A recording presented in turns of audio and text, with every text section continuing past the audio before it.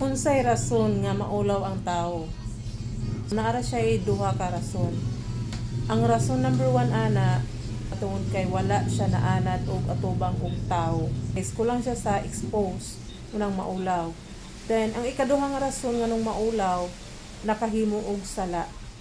So gini siya no, ang pinakabugat nga maulaw ang tawo kay na siya nahimo nga sala. Kaya huna-huna mag-overthink na siya taman din ha nga surugay lang istorya nako ana og makitaan ko nila, surugay ilahang pagtanaw nako ana mo na nga maulaw sila. So muna sila duha ka rason no, wala na anad or wala na expose. Then ang ikaduha nakahimo og sala mo nang maulaw na nga isurrender gyud tanan ang tanan isurrender gyud mo sa Ginoo, i-submit dayon, repent dayon, ay pasaylo dayon, buhaton ang mga maayo ana ra para dili ta maulaw kay dili man maayo ang musik ulaw kay ikaw may alakansi og maulaw ka.